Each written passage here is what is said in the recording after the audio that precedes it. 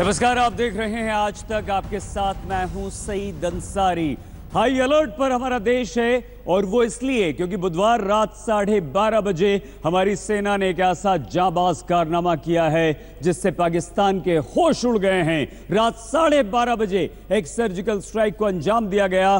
Pakistan PoK में घुसकर भारतीय सेना ने 6 आतंकवादी कैंप्स को तबाह बर्बाद कर दिया। 38 आतंकवादियों को मार गिराया गया। उसके बाद पाकिस्तान बौखला गया। पाकिस्तान पलटवार कर सकता है। पाकिस्तान की इतनी हिम्मत तो नहीं कि वो सीधे हम पर हमला करे। वो आतंकवादियों के जरिए हमें परेशान कर सकता है, हमारी सेना को निशाना बना सकता है। और सबसे ज्यादा जो संभावना है वो ये कि वो सीज फायर का उल्लंघन कर सकता है। पाकिस्तान कुछ भी करे, हमारी तीनों सेनाएं एकदम अलर्ट हैं, हाई अलर्ट हैं और सिर्फ 5 मिनट के अंदर पाकिस्तान के किसी भी हमले का मुंह तोड़ जवाब देने के लिए तैयार। और अगर पाकिस्तान इस तरह की हिमाकत करता है तो पाकिस्तान को पूरी तरह से तबाह बर्बाद कर देने के लिए हमारी सेनाएं हैं तैयार। लेकिन अलर्ट लोगों को लेकर भी है। सीमा से लगने वाले तमाम गांवों को खाली करा लिया गया है और लोगों को सुरक्षित जगहों पर भेज दिया गया है।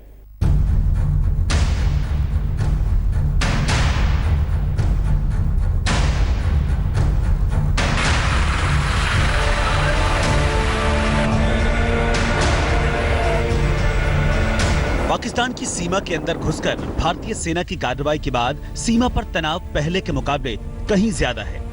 बदले की आग में जल रहा पाकिस्तान हमले की फिराक में है।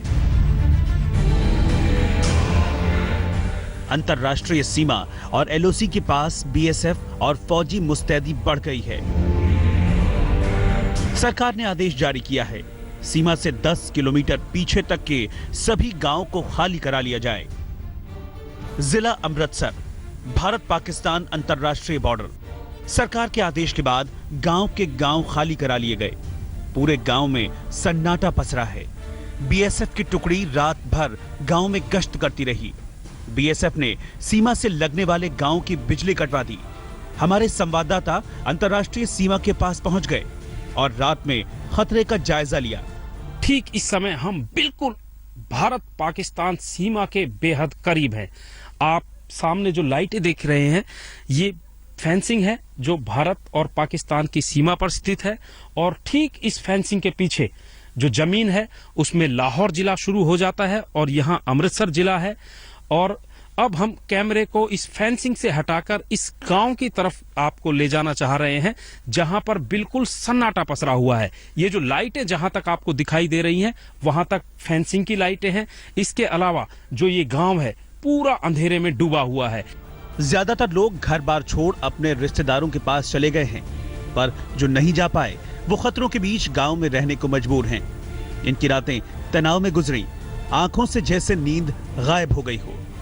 आबादी के चले जाने के बाद चोरी का खतरा भी बढ़ गया है, लिहाजा लोग रात भर टोली बनाकर गांव में गश्त करते रहे। सारे गांव छोड़ के चले गए, जिन्ना के पास वो ट्राली सा ट्रैक्टर सा आपका सामान ले गए। हाँ, हमारा कुछ है नहीं, सब गरीब था। हम आपको सामान का ख्याल रख रहे हैं। ਜਦੋਂ ਬਾਹਰ ਮਿਹਨਤ ਕਰਨ ਜਾਂਦੇ ਆ ਉੱਥੇ ਵੀ ਸਾਨੂੰ ਹਰ ਵਾਸਤੇ ਇਹੋ ਡਰ ਰਹਿੰਦਾ, ਇਧਰੋਂ ਨਾ ਕੁਝ ਹੋ ਜੇ, ਇਧਰੋਂ ਨਾ ਕੁਝ ਹੋ ਜੇ। जिला पठानकोट, पंजाब।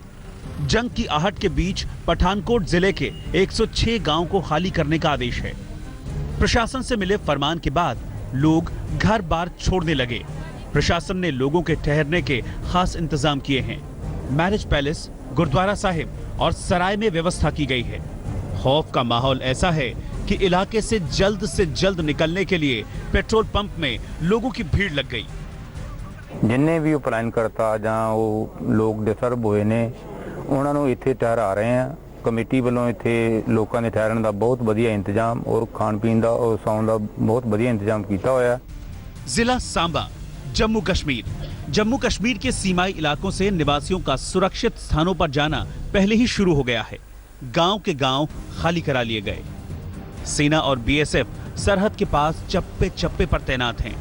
जिन्हें रिश्तेदारों का सहारा नहीं मिला वो मंदिरों में शरण लेने को मजबूर हैं। हम लोग इस वक्त मौजूद हैं सांबा क्षेत्र में, जहां के प्रसिद्ध चीची माता मंदिर में बहुत सारे लोग जो अपने गांव हैं वो छोड़कर आ गए हैं। देख सकते हैं हम लोग ये किस तरह से अपना घर बार छोड़कर ये मंदिर के प्रांगण में जो डेरा जमाए हुए हैं। बच्चे हैं वो सो रहे हैं, महिलाएं हैं वो कुछ एक महिलाएं जाग रही हैं, बच्चे बहुत छोटे हैं।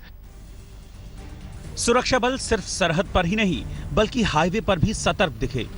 सीमा की तरफ से शहर की तरफ आती हर गाड़ी की तलाशी ली जाती रही।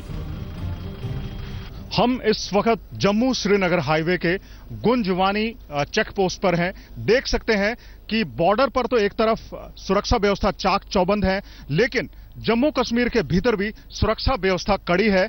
जो आते जाने वाले जो वाहन हैं उनको लगातार चेक किया जा रहा है। सुरक्षा व्यवस्था जो है जो जम्मू कश्मीर के भीतर भी कड़ी है। जो जवान है मुस्तैद है। भारत माता की सीमा पर मौजूद युवाओं में भी जोश है। वो घर बार छोड़ना नहीं चाहते। कहते हैं पाकिस्तानी आए तो बचकर वापस नहीं जाएंगे। पाकिस्तानी बॉर्डर से सटे राज्य जम्मू कश्मीर, पंजाब, राजस्थान और गुजरात में हाई अलर्ट जारी कर दिया गया है। इन सीमाई इलाकों के 3000 किलोमीटर से ज्यादा लंबी सरहद है। पाकिस्तान की नियति पर भरोसा नहीं किया जा सकता। सांबा से मंजीत सहगल के साथ सत्येंद्र चौहान, अमृतसर, आज तक।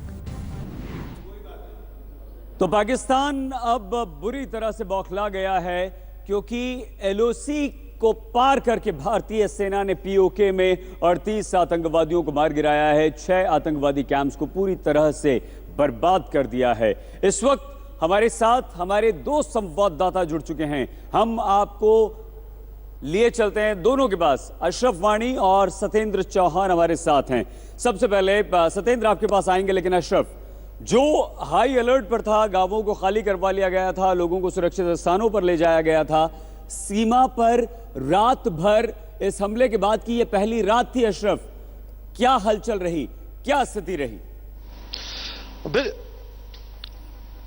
बिल्कुल सही। दरअसल अगर आप देखें, मैं इस वक्त करगिल में खड़ा हूं। करगिल वो शहर है, मेरा कैमरामैन आपको ये शहर दिखाएगा, जहां पर मात्र 17 साल पहले 1999 में आखिरी बार करगिल युद्ध हुआ था। और करगिल युद्ध की ताजे यादें जो है वो अभी ताजा है यहाँ के लोगों में। कल जो ही ये खबर फैली कि भारत की तरफ से पाकिस्तान में आतंकी शिविरों पे हमला हुआ है और उसके बाद उसमें कुछ जवान मारे गए हैं, उसके बाद लगातार यहाँ सीमावर्ती इलाकों में तनाव बना, क्योंकि यहाँ जो है पाकिस्तान काफी नजदीक है। अगर मशीन गन से भी पाकिस्तानी पोस्टों से फायर आता है तो वो यहाँ रिहायशी इलाकों में आके जा गिरता है। और साथ ही साथ गोलाबारी जो हुई है उसका सबसे निशाना करगिल शहर ही रहा है, क्योंकि यहाँ सीधे शहर पे गोलीबारी होती है अगर पाकिस्तान की ओर से होती है। फिलहाल रात में लोग घरों से तो नहीं बाहर निकले।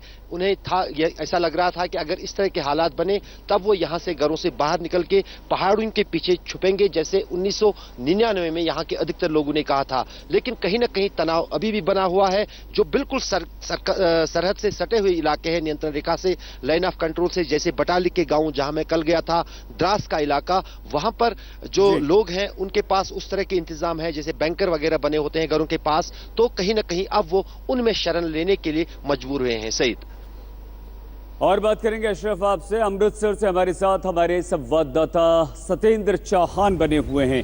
सत्येंद्र, क्या स्थिति रही रात भर, किस तरह की हलचल रही? जिन लोगों को सुरक्षित स्थानों पर पहुंचाया गया है, क्या पूरे वहां के गांवों को खाली करवा लिया गया है? क्या कुछ कैसे गुजरी हमले के बाद की ये पहली रात? सत्येंद्र,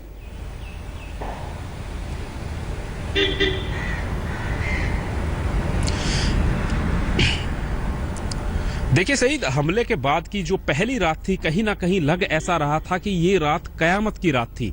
लोगों के दिलों में डर बिल्कुल नहीं था, चिंता जरूर थी। और खासकर हम बिल्कुल जो फेंसिंग है भारत और पाकिस्तान सीमा की, वहां तक गए और डर जो है हमसे ज्यादा कहीं ना कहीं पाकिस्तान की तरफ दिखाई दे रहा था। इसका अंदाजा आप इसी बात से लगा सकते हैं कि लाहौर के जो गांव बिल्कुल जो फेंसिंग के साथ जुड़े हुए हैं, उन गांवों में पूरी रात लाइट जलती थी। लेकिन कल रात पाक रेंजर्स ने पूरे इलाके में ब्लैकआउट करवा दिया था। उन्हें डर ये था कि कहीं दोबारा से कोई जो है स्ट्राइक, सर्जिकल स्ट्राइक दोबारा से ना हो जाए भारत की तरफ से, लिहाजा पूरे इलाके में उन्होंने ब्लैकआउट करवा रखा था। अगर आप हिंदुस्तान की सीमा में बात करें, डर बिल्कुल नहीं था। 1000 गांवों को पंजाब सरकार ने कल ही फरमान जारी कर दिया था कि 10 किलोमीटर आप यहां के इस दायरे से बाहर निकल जाइए। लिहाजा बड़ी तादाद में लाखों लोग कल ही अपना सामान ट्रैक्टर्स में, ट्रक्स में लेकर गांवों से बाहर निकल गए हैं। आज राहत कैंप भी बना दिए जाएंगे, लेकिन कुछ एक लोग जो गांव में ठहरे हुए थे, रात को पहरेदारी कर रहे थे, चौकीदारी कर रहे थे, उन लोगों से हमने बात की। और इसके अलावा बीएसएफ के ऊपर कहीं ना कहीं दोहरी जिम्मेदारी थी। एक तरफ सीमा की रक्षा करनी थी, दूसरी तरफ वो लोग आनंद फानंद में जो अपना सामान छोड़कर घरों में चले गए हैं, जिनके घर खुले हुए थे। आएंगे अशरफ और सतेंद्र, दोनों हमारे संवाददाता हमारे साथ रहेंगे, लेकिन यहाँ पर आप कीजिए बस थोड़ा सा इंतजार, क्योंकि हम आपको ये जरूर बता दें